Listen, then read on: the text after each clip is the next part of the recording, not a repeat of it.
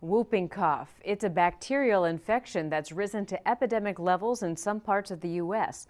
In adults, the symptoms can be mild, but if the infection is spread to a baby who hasn't yet received a full course of vaccinations, whooping cough can be very serious. Here's more on how to handle this disease. Are you being shy? 21-month-old Pedro Escueda's symptoms started out like those of a typical cold. He had a little runny nose and started having a little cough. But over the next 4 to 5 days, Pedro's mom, Chelsea, says the cough got much worse. It was nothing I've ever heard before. He was coughing and doing the whoop. He'd vomit. And he couldn't catch his breath. When they took Pedro to the doctor, the coughing had subsided, so they figured maybe it was just a cold or some other infection. But Chelsea knew there was something else wrong. So the next time Pedro had a coughing fit, her husband got it on video.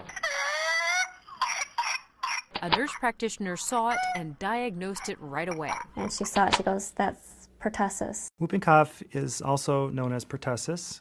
It's caused by a bacterial infection that is spread from one person with whooping cough to another person. What is he doing? Dr. Thomas Boyce says whooping cough is particularly tough on kids younger than Pedro, who haven't had the full course of vaccinations given at 2, 4, and 6 months. They're particularly susceptible to getting infection, and because of their small airway, they're particularly susceptible to having very severe disease. You see, the infection happens in the airway or trachea.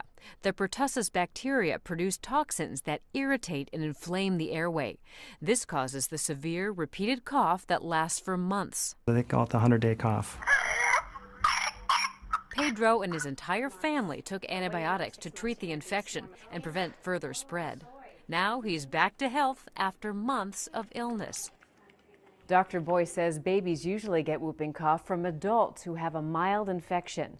He says that's why it's important for adults to get booster vaccinations every 10 years. Ask your doctor for the tetanus diphtheria shot that also includes a pertussis booster. For Medical Edge, I'm Vivian Williams.